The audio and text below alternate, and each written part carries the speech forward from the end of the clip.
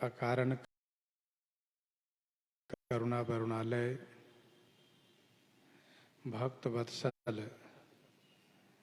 भगवान श्री रामचंद्र जी प्रजाजनों को उपदेश देने के लिए बुलाए हैं और सभी को संबोधित करते हुए बड़ी मधुरता के साथ तथा यह स्वतंत्रता देते हुए कि यदि मैं कहीं अनुचित बोलूं, नीति विरुद्ध कुछ कहूं, तो आप भय मुक्त होकर के हमें मना कीजिए।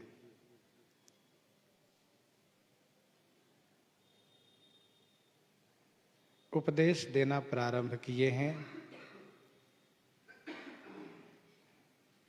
प्रभु ने कहा कि मानव शरीर बहुत बड़े भाग्य से प्राप्त होता है। पुण्य से नहीं, बल्कि श्री राम जी की असीम अनुकंपा से यह शरीर प्राप्त होता है। यह शरीर देवताओं के लिए भी दुर्लभ है। इस बात को सभी सदग्रंथ गायन करते हैं, कहते हैं।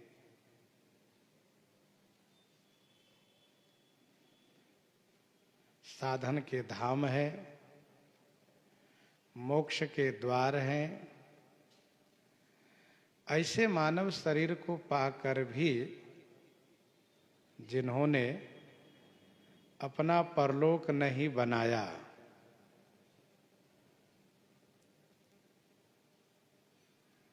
अर्थात अपने आप को कल्याण नहीं किया, मुक्त होने का मार्ग प्रशस्त नहीं किया,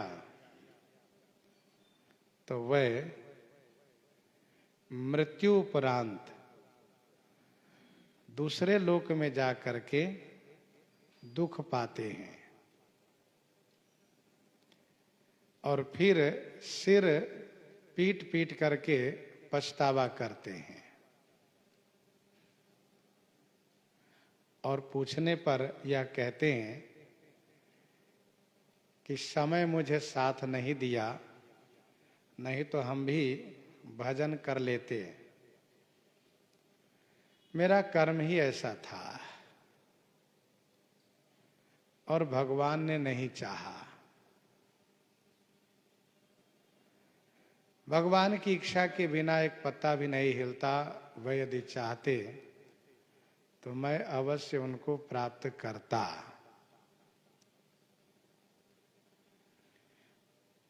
भगवान श्री रामचंद्र जी कहते हैं, काल को, कर्म को, ईश्वर को मिथ्या दोष लगाते हैं। वे झूठा ही दोष लगाते हैं। कल हम लोग चर्चा कर रहे थे, ज्योतिष के विद्वान कहते हैं कि समय साथ नहीं दिया। मीमांसा के विद्वान कहते हैं कि कर्म साथ नहीं दिया। नैयायिक कहते हैं कि ईश्वर साथ नहीं दिए। जबकि ऐसा है नहीं। कर्म करने की स्वतंत्रता दी गई है और मनुष्य यदि चाहे, दृढ़ संकल्प हो, तो वह भजन साधना कर सकता है।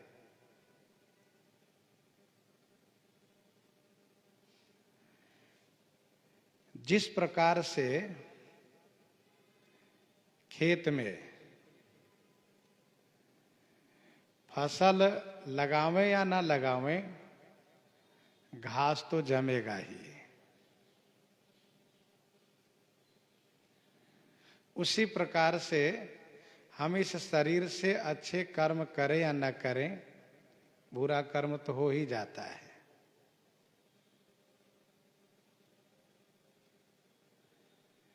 हमें बड़ी सावधानी पूर्वक समय का उपयोग करना चाहिए। समय अपनी गति से चल रहा है, कर्म भोग भी अपने वो समय अनुसार प्राप्त हो रहा है। ईश्वर द्वारा सब संचालित है। तो हम भजन करें और काल कर्म ईश्वर पर दोष लगा करके बहाना न करें। आगे कहते हैं, यही तन कर फल विषय न भाई, स्वर्गौ स्वल्प अंत दुखदाई, स्वर्गौ स्वल्प अंत दुखदाई, यही तन कर फल विषय न भाई।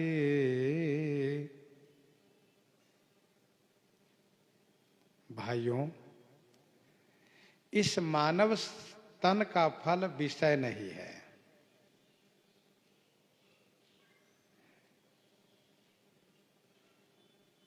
इस मानव तन का फल है भगवान को भजन करना। इस मानव तन का फल है मनसा वचसा कर्मणा श्री राम जी के चरणों में अनुरक्त हो जाना। स्वर्गौ स्वल्प अंत दुखदाई।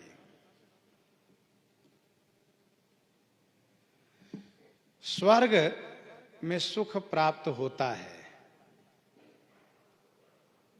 यह बात प्रसिद्ध है कि स्वर्ग में बहुत सुख मिलता है। सत्य भी है, भूलोक की अपेक्षा स्वर्ग में विशेष सुख मिलता है, लेकिन वह भी स्वल्प है, थोड़े काल के लिए है और अंत में वह दुख देने वाला है।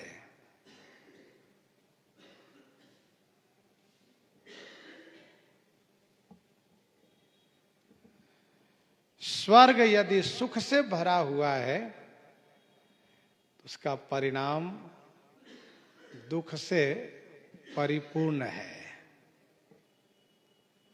स्वर्ग और स्वल्प अंत दुखदाई। स्वर्ग में ईर्ष्या बनी रहती है, अपने से किसी और को विशेष सुख देख करके ईर्ष्या होती है, जलन होती है। विनय पत्रिका 192 में गोस्वामी जी ने लिखा, सियाराम 185 में, स्वर्गो मिटत न सावत, स्वर्गो मिटत न सावत। सावत माने सौतिया डाह, वहां बना रहता है।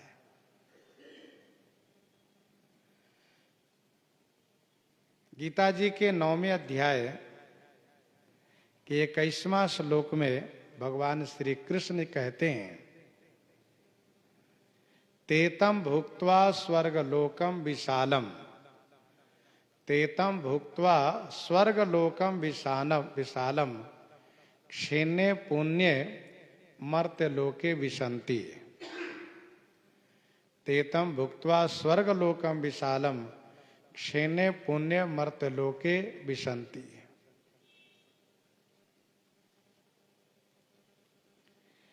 तो इस प्रकार से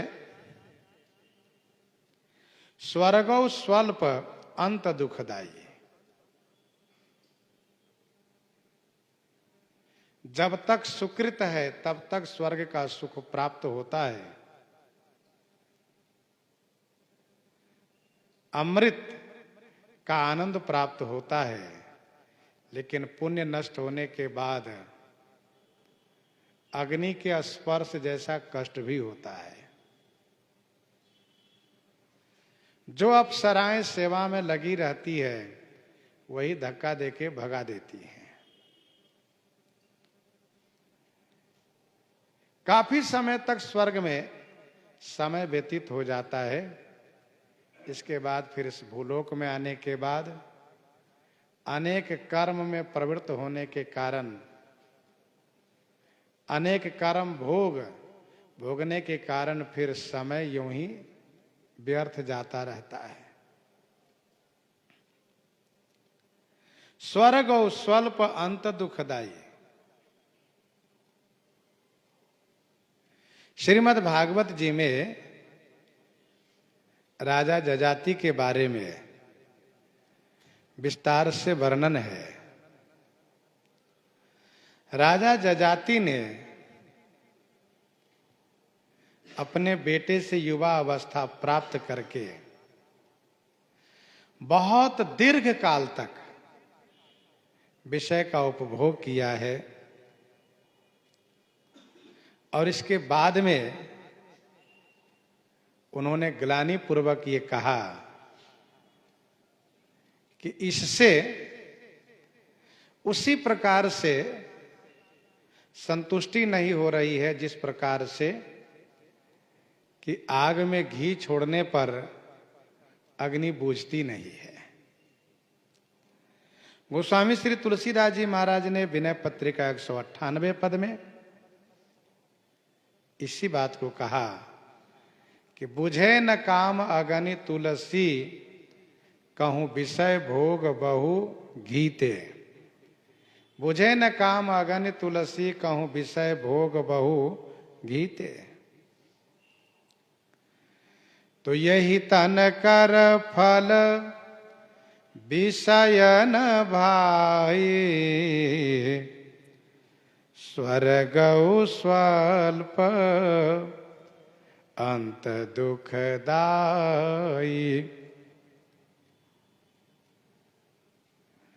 भूलोक में स्वर्ग की अपेक्षा कुछ भी सुख नहीं है। स्वर्ग में रोग नहीं है, जरावस्था नहीं है, किसी प्रकार की और कोई समस्या नहीं है। न बहुत ठंडी की समस्या है, न गर्मी की समस्या है। पर वहां समस्या एक ही है कि ईर्ष्या। इनको ज्यादा सुख क्यों मिला, हमें कम क्यों मिला। पुण्य नष्ट होने के बाद फिर अंत दुखद ही है।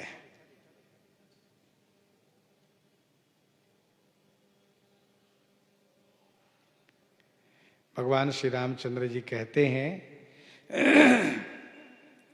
नर तनु पाए विषय मन देहि, नर तनु पाई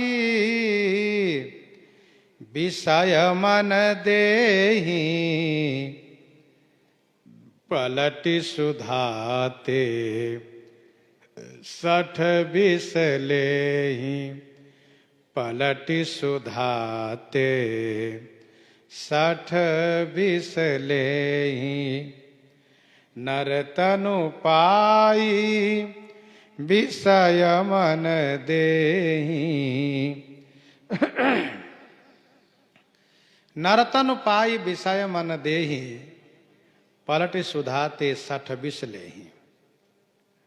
नर तन पा करके, मानव शरीर पा करके जो विषय में मन देते हैं, ते 60 सुधा पलटी विष लेहि। सुधा पलटी माने अमृत के बदले में, अमृत को दे करके उसके बदले में विष लेहि माने जहर ले लेते हैं।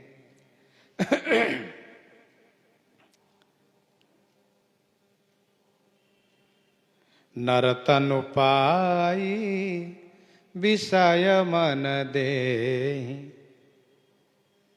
विषय तो सभी शरीर में प्राप्त होता है। नरतन तो भगवत प्राप्ति के लिए है। नरतन पाकर के विषय में मन देते हैं। शब्द, स्पर्श, रूप, रस और गंध में मन लगा देते हैं।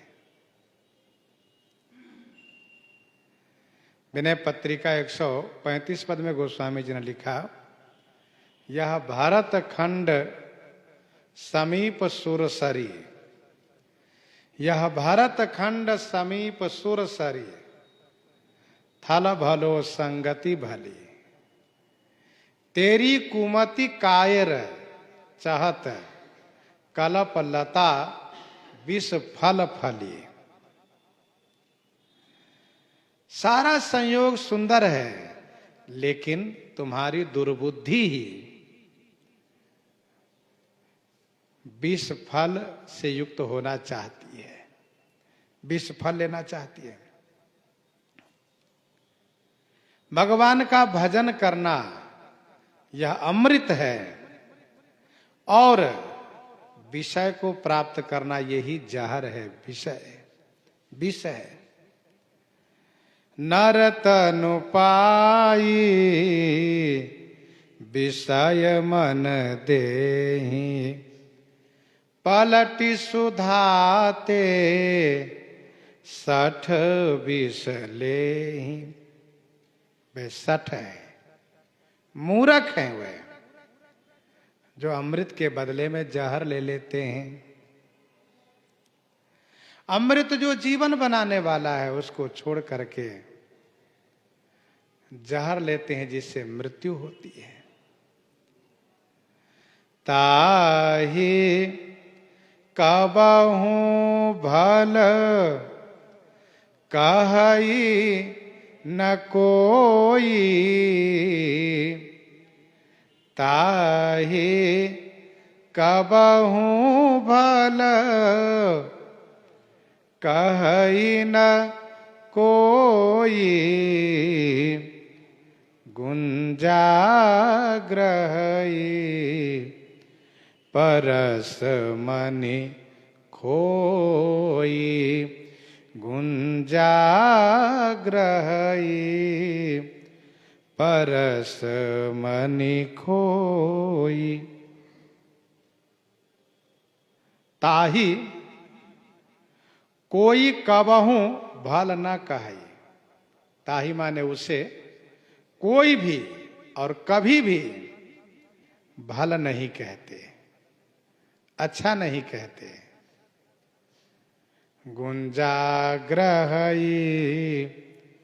परस मनि खोई, गुंजाग्रहई परस मनि खोई। पारस मणि को खो करके, गुंजा माने घुंघची को ग्रहण करते हैं वे, उसे कभी भी कोई भला नहीं कहते, अच्छा नहीं कहते, कोई उनकी प्रशंसा नहीं करते, क्योंकि उन्होंने ना समझी बस, अज्ञानता बस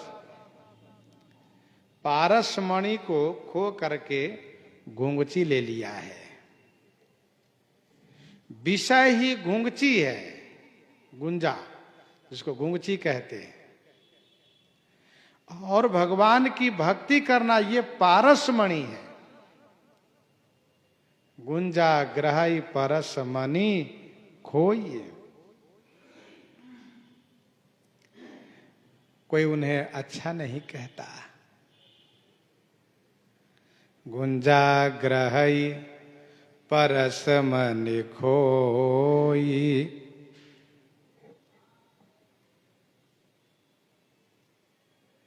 पारस मणि में यह विशेषता है कि उनके स्पर्श होने से लोहा सोना हो जाता है।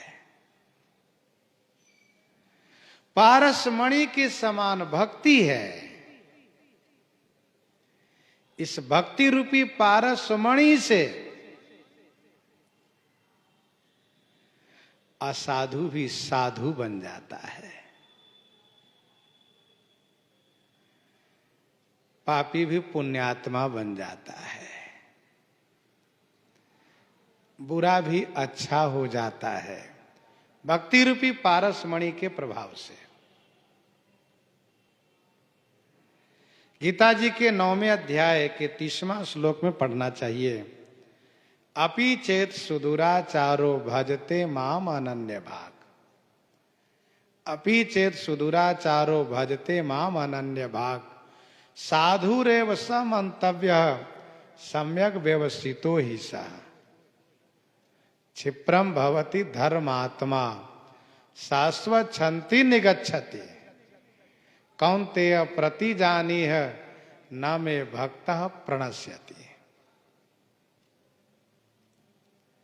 कैसा भी दुराचारी पापाचारी हो, और जो अनन्य भाव से भगवान के भजन करने लगते हैं वे साधु हो जाते हैं, धर्मात्मा बन जाते हैं, उनका नाश नहीं होता है।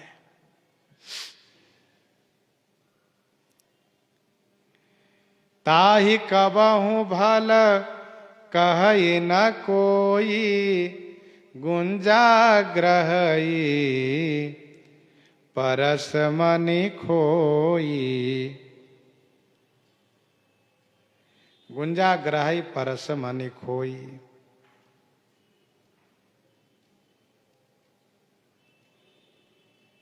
यहां पर दो दृष्टांत भगवान श्री राम जी दिए,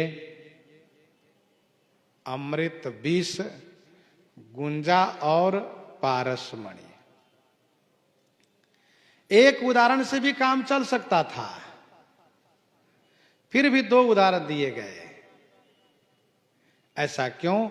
ऐसा इसलिए कि समाज में दो तरह के लोग होते हैं। एक है प्रवृत्ति पारायण, गृहस्थ आश्रम में रहने वाले, और दूसरे हैं निवृत्ति पारायण, जो संन्यास आश्रम में रहने वाले हैं। नरतन पाई विषय मन देहि, पलट सुधाते 60 विष लेहि। पलट सुधाते 60 विष लेहि, यह गृहस्थ आश्रम के लिए है, प्रवृत्ति पारायण वालों के लिए है, और इसलिए उनके लिए 60 कहा। और दूसरा जो उदाहरण है गुंजाग्रहई परसमणि खोई, यह निवृत्ति पारायण वालों के लिए है, संन्यास आश्रम वालों के लिए। इनके लिए कोई ऐसा शब्द नहीं कहा गया जो असामाजिक हो, अमर्यादित हो। इतना ही प्रभु श्री राम जी ने कहा कि उन्हें कोई अच्छा नहीं कहते। जैसे कि जिन्होंने संसार को पहचान करके कि संसार दुखदाई है, नश्वर रूप है, उनसे दूर होकर के उनको परित्याग करके संन्यास आश्रम में आ गए, और फिर से जब उसी आश्रम उसी वर्ण धर्म को करने लगे तो लोग उन्हें अच्छा नहीं कहते। कहते हैं काहे बाबा जी बने फिर आप? बाबा जी बन करके यदि आपको यही करना था तो क्यों बाबा जी बने फिर? ताहि कबहु भल कहि न कोई, गुंजाग्रहई परस मनि खोई। गुंजाग्रहई परस मनि खोई।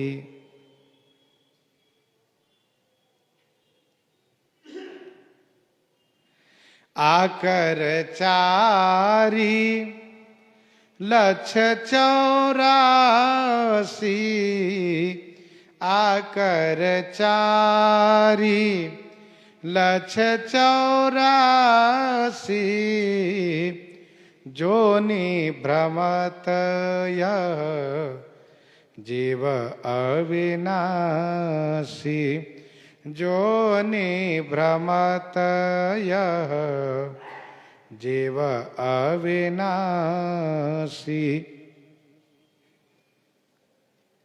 भगवान श्री रामभद्र जी कहते हैं, चार आकर माने खान है। जीव के उत्पत्ति के चार ही खान है। इन चार जगहों से उत्पत्ति होती है शरीर की। 84 लाख जोनी है, जिसमें यह अविनाशी जीव सदैव भ्रमण करता रहता है। जिसमें यह अविनाशी जीव सदैव भ्रमण करता रहता है, यात्रा करता रहता है। आकर 4,84,000 जोनि भ्रमत यह जीव अविनाशी। जोनि भ्रमत यह जीव अविनाशी।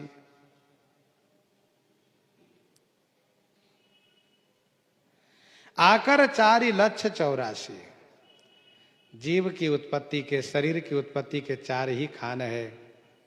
अंडज, पिंडज, स्वेदज और उद्भिज। अंडज जो अंडे से जायमान होते हैं, पिंडज जो पिंड से जायमान होते हैं, जिसे जरायुज भी कहते हैं। पक्षी प्रायः अंडज है, पशु में और मानव में सब प्रायः पिंडज है। स्वेदज जो पसीने से होते हैं, और उद्भिज जो भूमि से होते हैं। अंडज, पिंडज, स्वेदज, उद्भिज, यही चार खान है। शरीर के सृजन का यही चार स्थान है। कोई अंडज है, कोई पिंडज है, कोई स्वेदज है, कोई उद्भिज है। 1,84,000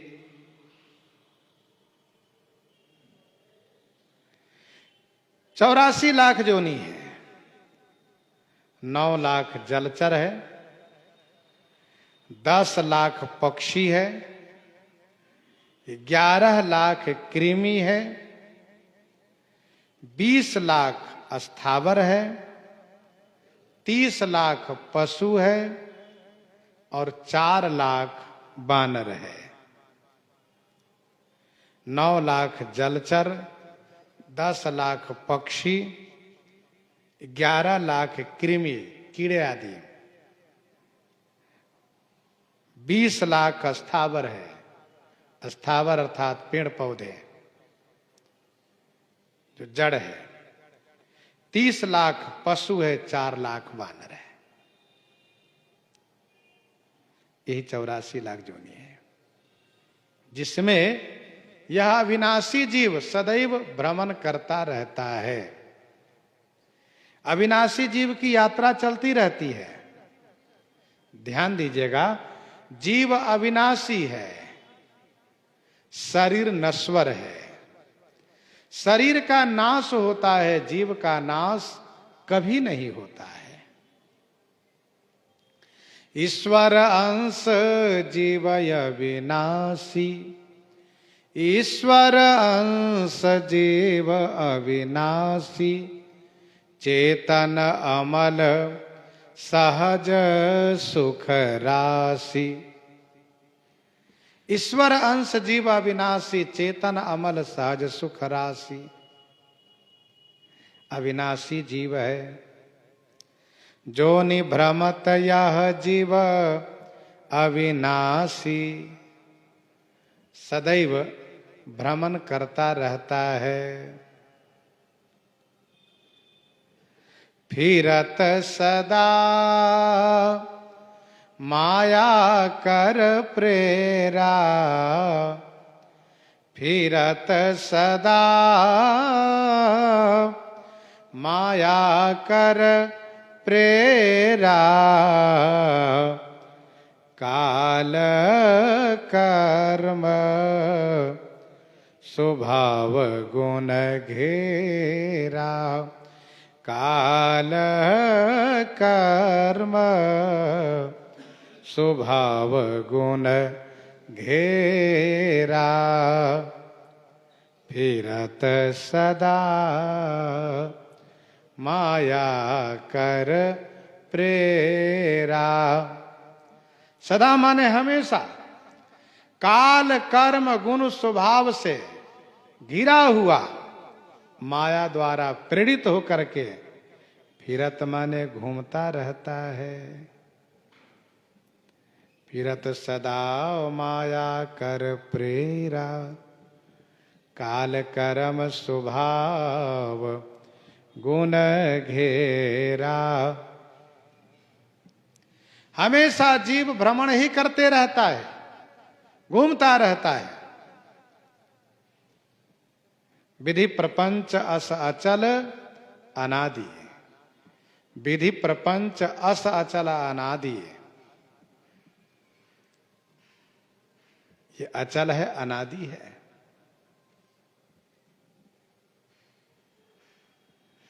परवश जीव स्ववश भगवंता, जीव अनेक एक श्रीकंता।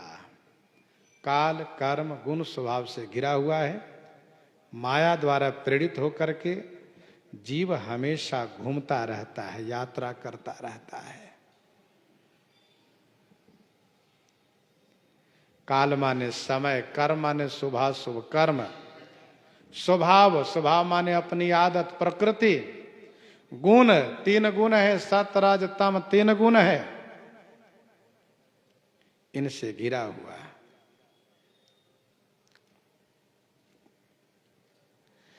84 लाख जोनी में जीव हमेशा घूमता रहता है। ऐसा कोई निश्चय नहीं कि अमुक शरीर के बाद मानव शरीर प्राप्त हो ही जाएगा।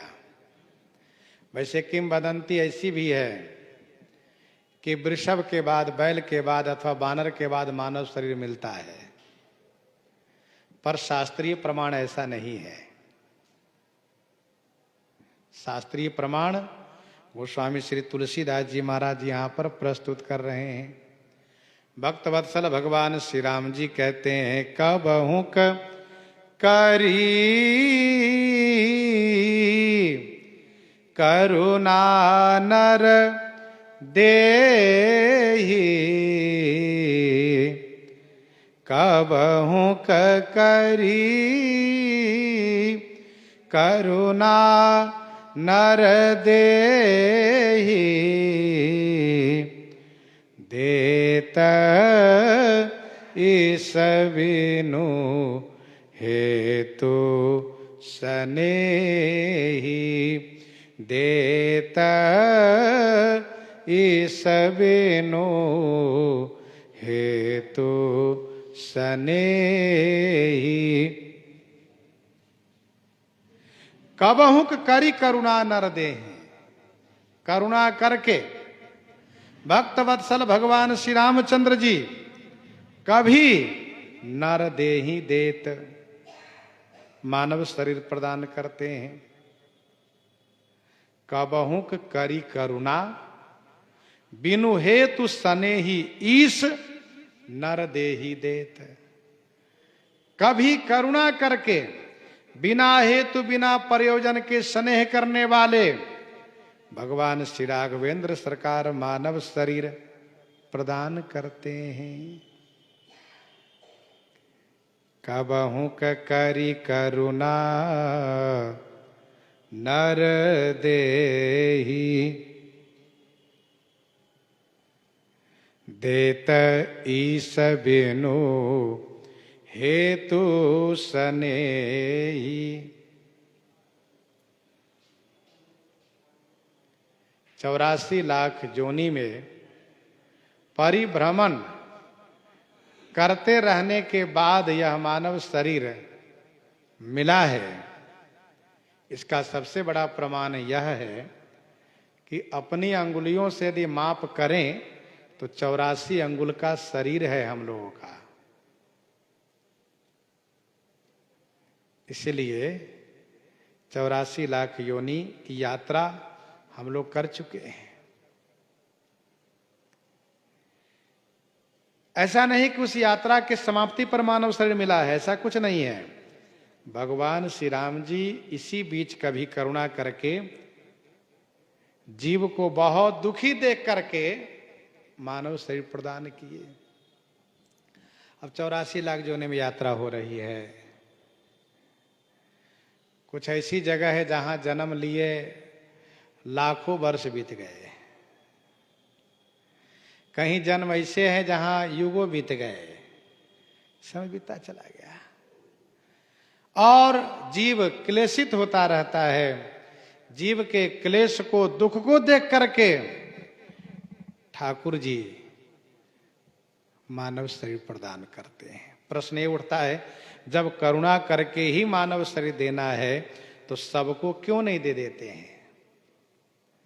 प्रश्न यह है कि जब करुणा करके ही मानव शरीर प्रदान करना है तो सबको क्यों नहीं दे देते हैं?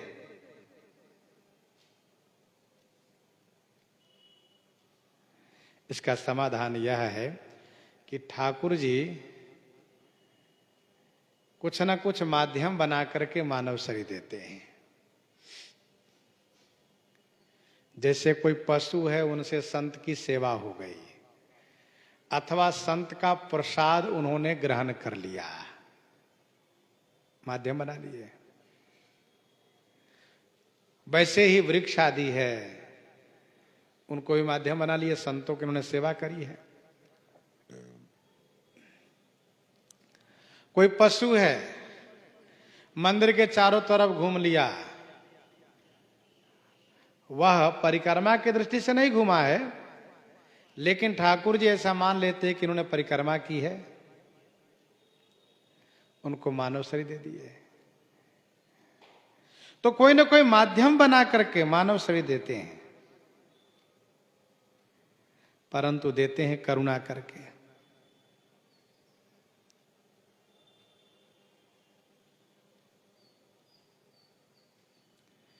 एक प्रश्न और है कि जब कृपा करके ही मानव शरीर देते हैं तो फिर शरीर पाने के बाद दुख क्यों होता है? जब कृपा करके ही मानव शरीर देते हैं तो फिर दुख क्लेश क्यों होता है? इसका समाधान यह है कि दुख क्लेश इसलिए होता है दुख क्लेश इसलिए होता है क्योंकि उसका संचित कर्म जो बना हुआ है, जब तक जीव संत के माध्यम बना करके, गुरु जी के माध्यम बना करके शरणागति ग्रहण नहीं करता, तब तक वह संचित कर्म के, प्रारब्ध कर्म के भोक्ता होता है। इसीलिए उनको दुख भोगना पड़ता है। देतई स बिनु हेतु सनेही,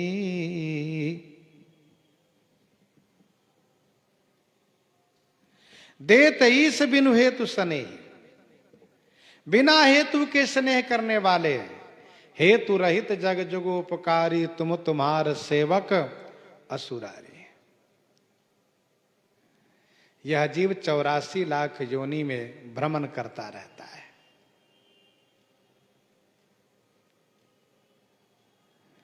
मानव शरीर यह मोक्ष का द्वार है। मानव शरीर यह मोक्ष का द्वार है। इसको इस प्रकार से समझना चाहिए कि जैसे कोई नेत्रहीन व्यक्ति किसी धर्मशाला में निवास किया हो और उस धर्मशाला में 84 कमरे हो और उन कमरों से सबसे बाहर निकलने के लिए एक ही द्वार है। उसको बता दिया जाता है कि दीवार पकड़ करके आप जाओ और एक जगह आपको द्वार मिलेगा और वहां से बाहर हो जाओगे, तुम यहां से बाहर निकल जाओगे। वह व्यक्ति दीवार पकड़ के चलता तो है, अमुक अमुक कमरे को पार करता हुआ द्वार पर जब आता है तो उसको खुजली आ जाती है, शरीर में खुजली आ जाती है, खुजलाने लगता है। बहुत देर से दीवार पकड़ के चल रहा था, द्वार जब निकट में आया तो उसको पता नहीं चला, तब तक खुजलाने लगा। इतने में द्वार फिर पार हो गया, फिर आगे बढ़ गया, आगे बढ़ गया। अब वह दीवार पकड़ के चल रहा है। फिर वह 84 कमरों को पार करेगा, तब वहां पर आएगा। कहने का अभिप्राय यह है कि जीव एक नेत्रहीन व्यक्ति के समान है। 84 लाख जोनी की यात्रा, यही 84 कमरे हैं। और मानव शरीर पाना, ये मोक्ष पाने के लिए द्वार है। 84 लाख योनि में भ्रमण करते करते वह ईश्वर से प्रार्थना करता है, कृपा कीजिए कि हम भी मुक्त हो जाए, बड़ा क्लेश है। तो उनको मानव शरीर मिलता है। मोक्ष के द्वार पर आ गए, लेकिन वहां पर विषय रूपी खुजली को अपना लिए। नर्तन उपाय विषय मन देहि, नर्तन उपाय विषय मन देहि, पलट सुधाते 60 विषले ही। इसलिए वे फिर से 84 के चक्कर में पड़ गए, मुक्त नहीं हो पाए।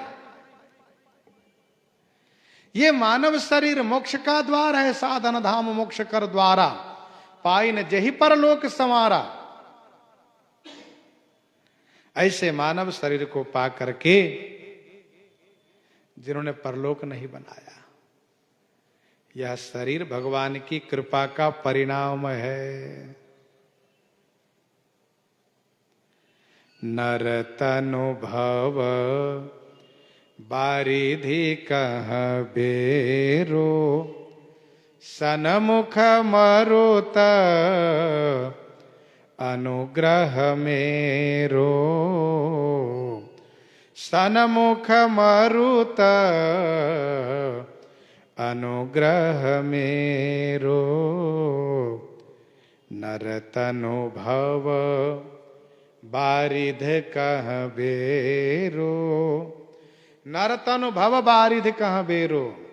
नरतनु यह मानव शरीर भव रूपी सागर से पार होने के लिए बेरो माने बेड़ा है।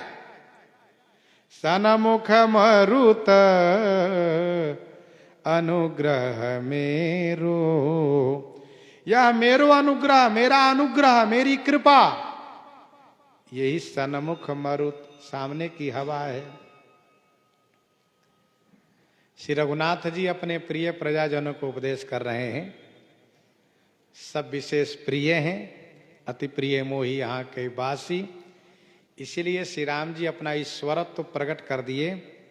कहा सुनिए, यह मानव शरीर है ना, भवसागर से पार होने के लिए बेड़ा है, बेड़ा। और मेरी कृपा ये अनुकूल हवा है। सन्मुख मरुत सामने की हवा है। बेड़ा समुद्र में चलता है। वैसे छोटा मोटा बेड़ा समुद्र में नहीं चलता है। जैसे इस देश से उस देश में, इस देश से दूसरे देश में यदि लकड़ी को ले जाना है तो बड़े बड़े लकड़ियों को गट्ठर बनवा करके, बंधवा करके, और 4-6 बोझ को एक जगह इकट्ठा करके बांध करके उस पर बांस के टाटी बना के रख देते हैं। तो वह डूबता नहीं, वह पार हो जाता है। उसी को बेड़ा कहते हैं। नर तनु मानव शरीर भवसागर से पार होने के लिए बेड़ा मिला। मेरी कृपा यह अनुकूल हवा है। सन्मुख मरुत का मतलब अनुकूल हवा है। अनुकूल हवा कहने का भाव यह है कि सन्मुख मरुत तो अवरोध करेगी, सामने की हवा तो रोकेगी। सन्मुख मरुत तो अवरोधक है ना भाई। बेड़ा को, नौका को यदि पूरब दिशा में ले जाना है तो पश्चिम से हवा लगनी चाहिए। तो उसमें जो पाल तान देते हैं तो वह नौका, वह जहाज, चाहे वह बेड़ा आसानी से पार होता है। यहां सन्मुख मरुत कहने का अभिप्राय यह है कि जीव की सहज प्रवृत्ति है संसार की ओर। जीव की सहज प्रवृत्ति है संसार की ओर जाना। तो ठाकुर जी अपनी कृपा रूपी हवा से पहले उसको उधर से मोड़ते हैं, संसार से मोड़ते हैं। संसार से मोड़ते इसलिए सन्मुख मरुत। संसार में जीव भटक रहा है तो पहले वहां से उसको घुमाते हैं मरुत होकर के, और घुमा करके फिर पीछे से हवा देते हैं, धक्का देते हैं, गंतव्य स्थान तक पहुंचा देते हैं। ये इसका मतलब है। वैसे सन्मुख मरुत का मतलब अनुकूल हवा। फिर भी आप समझे सन्मुख का मतलब सामने की हवा। तो सामने की हवा का मतलब यह है कि भगवान पहले जीव को संसार से विमुख कराते, वहां से उनको मुख को फेरते हैं और फिर पीछे से हवा दे करके उनको धक्का देते हैं। भगवान जिन पर अतिशय कृपा करते हैं उन्हीं को सांसारिक बंधनों से मुक्त कराते हैं। सन्मुख मरुत अनुग्रह मेरो, मेरी कृपा यह सामने की अनुकूल हवा है। यह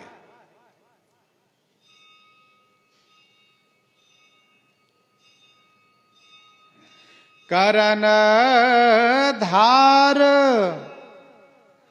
सदगुरु दृढ़ नावा, दुर्लभ साज सुलभ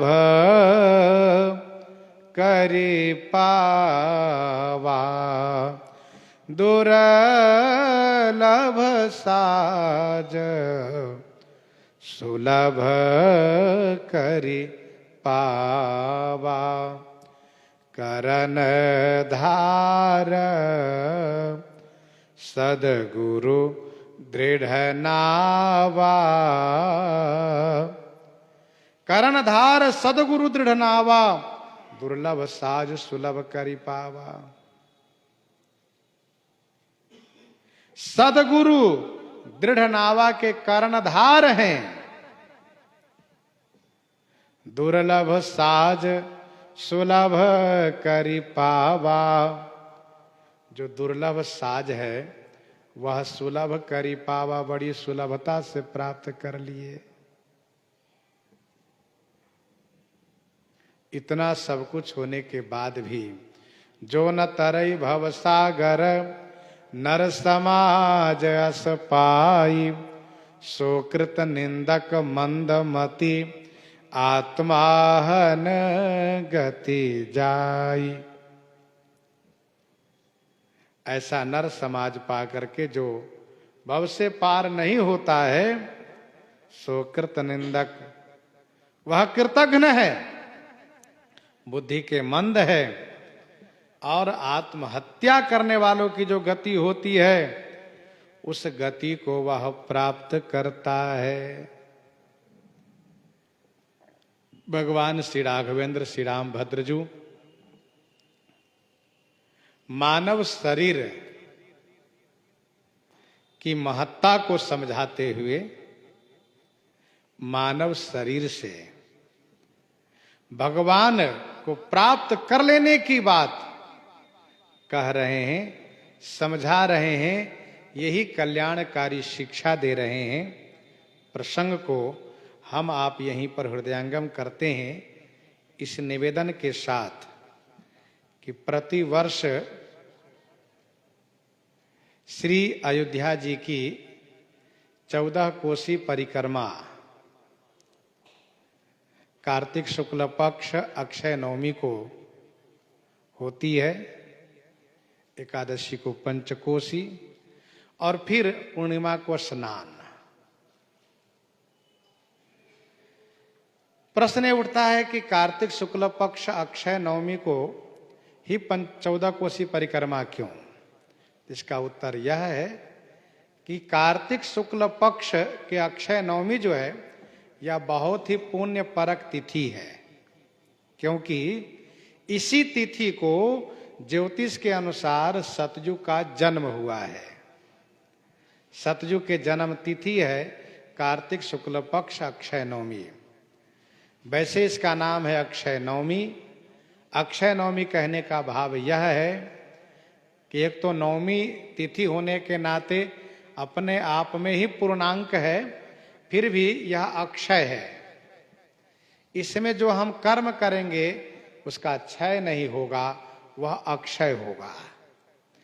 संत महापुरुषों ने पवित्र तीर्थ अर्थात धामों में शिरोमणि श्रेष्ठ श्री अयोध्या जी की 14 कोसी परिक्रमा का विधान रखा, जिससे कि 14 कोसी परिक्रमा में ही समय पर्याप्त बीत जाता है, तो स्वाभाविक है कि उसका मन बुरे कर्म की ओर नहीं जाएगा।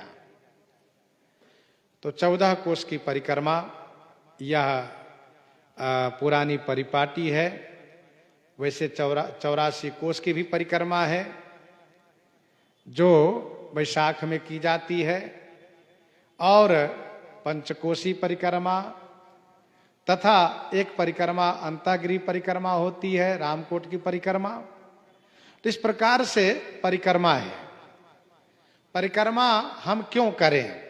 इसका उत्तर यह है, परिक्रमा हम इसलिए करें कि जिस तीर्थ में रहते हैं उस तीर्थ में जाने अनजाने में जो हमसे पाप बनता है उस पाप का क्षय होता है परिक्रमा करने से। परिक्रमा करने का भी एक नियम है, विधि है, सावधानी बरतनी चाहिए। जैसे कि अपने द्वारा किसी को कष्ट न हो, प्रपंच आदि न करते हुए भगवत नाम स्मरण करते हुए परिक्रमा संपन्न करना चाहिए। यानी कानी च पापानि जन्मांतर कृतानि च तानि सर्वाणि विनश्यन्तु प्रदक्षिणम पदे पदे। संत महापुरुषों ने यह भी कहा है कि कार्तिक शुक्ल पक्ष अक्षय नवमी को श्री अयोध्या जी का प्राकट्य भी हुआ है इस धरातल पर, इसलिए भी परिक्रमा करनी चाहिए। देखो भाई, नाम रूप लीला धाम भगवान के चारों साकार हैं, चारों विग्रह स्वरूप हैं। रामस्य नाम रूपम च लीला धाम परात् परम एतत् चतुष्टयम नित्यम सच्चिदानंद विग्रहम। नाम जपते हैं, रूप का दर्शन करते हैं, लीला का गायन श्रवण करते हैं, कथन श्रवण करते हैं।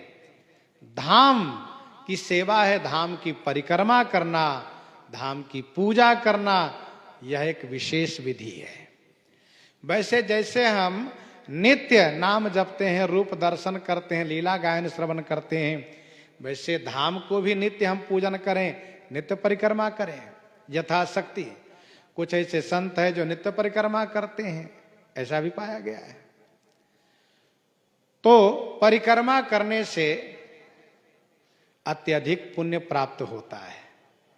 इसका सबसे बड़ा प्रमाण यह है कि श्री जामवंत जी महाराज कहते हैं कि मैं युवा था तब मैंने परिक्रमा की थी। कब? जब मैंने देखा कि राजा बलि को बांधने के पूर्व भगवान विराट स्वरूप को प्रकट किए। बलि बांधत प्रभु बाढ़ सो तनु वर्ण ने जाइए। एक चरण ब्रह्मलोक में गया, दूसरा चरण पाताल में चला गया। दो ही चरण में पूरे ब्रह्मांड को नाप लिए। विराट स्वरूप बहुत बड़ा स्वरूप था। श्री जामवंत जी कहते मैंने दौड़ करके 7 परिक्रमा लगाया, और परिक्रमा का फल स्वरूप श्री जामवंत जी वृद्ध होने के बाद भी इतने बड़े बलवान थे कि उन्होंने मेघनाद को और रावण को धूल चटाया, बहुत मार मारा। और जामवंत जी ने माना कि मेरे जोर का योद्धा यहां भी कोई नहीं था। भगवान श्री राम जी ने कहा राज तिलकोत्सव होने के बाद कि आप सब कुछ लीजिए, कुछ मांग लीजिए। तो जामवंत जी ने यही कहा कि प्रभु ऐसी कृपा कीजिए कभी आपसे 2 हाथ हो जाए। ठाकुर जी ने कहा चलो तुम्हारी यही इच्छा है तो अगले अवतार में वही होगा। और श्री कृष्ण अवतार में श्री जामवंत जी महाराज, सतयुग के जन्मे हुए श्री जामवंत जी महाराज द्वापर के अंत में भगवान श्री कृष्ण से 28 दिन दिन रात तक युद्ध करते रह गए। इतनी अपार शक्ति उनमें थी। कहने का अभिप्राय यह है कि परिक्रमा करने से पुण्य, बल, धर्म प्राप्त होता है। संतों से हमने सुना है कि 5 कोस की परिक्रमा ठाकुर जी के रंग महल की परिक्रमा है, खास उनके निज महल की।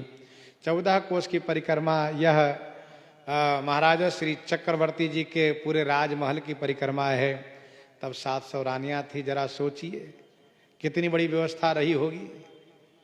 और 84 कोस की परिक्रमा पूरी अयोध्या की परिक्रमा है। तो यह परिक्रमा कल प्रारंभ हो रही है। अक्षय नवमी कल दिन में 10:22 पर प्रवेश कर रही अक्षय नवमी। और पंचांग आदि में लिखा है कि कल 10:30 से, यानी 10, 24, 22 तो बात एक ही, 10:30 के लगभग, 10:30 से लेकर के और परसों अर्थात 12 तारीख को प्रारंभ है, 13 को 9:15 बजे इसका अक्षय नवमी का समापन है। तो इस प्रकार से परिक्रमा का आनंद हम और आप सब लोग लेंगे और भाव भक्ति श्रद्धा के साथ परिक्रमा करेंगे, जिससे कि भगवान की विशेष अनुकंपा प्राप्त हो तथा विशेष रूप से भगवान के चरणों में प्रेम प्राप्त हो। और वैसे भी हम आप इस बात को जान रहे हैं कि गत 2 वर्ष से अयोध्या जी की सभी मेला कोरोना के भेंट चढ़ जा रही है। अर्थात पिछले वर्ष भी ठीक से परिक्रमा का कार्यक्रम नहीं हुआ और प्रतिबंध भी नहीं था और छूट भी नहीं था, दोनों बातें थी। तो अभी तक तो कोई ऐसी सूचना नहीं है इस वर्ष की। वैसे श्री रामनवमी का मेला, श्रावण के मेला सब कोरोना का ही भेंट चढ़ा है। महामारी के कारण यह आयोजन बहुत कम होता आया है, पर अभी इस वर्ष उत्साह विशेष देखा जा रहा है और सब लोग अपनी तैयारी में हैं। तो कल, परसों और नरसों 3 दिन के लिए कथा हम लोग विराम रखते हैं, 12, 13, 14 तारीख तक। और 15 तारीख से फिर हम लोग कथन श्रवण करेंगे। यद्यपि उस दिन एकादशी है, लेकिन परिक्रमा आदि का कार्यक्रम 14 से ही लोग प्रारंभ कर देंगे। 15 को सुबह 9-10 बजे तक सब परिक्रमा पूरी हो जाएगी। तो इसीलिए हम लोग 15 तारीख को हम लोग कथा फिर करेंगे, कथा गायन श्रवण करेंगे। तो इसके बाद आइए हम लोग थोड़ा सा भक्तमाल जी से भी श्रवण कर लेते हैं। हाँ संत भक्त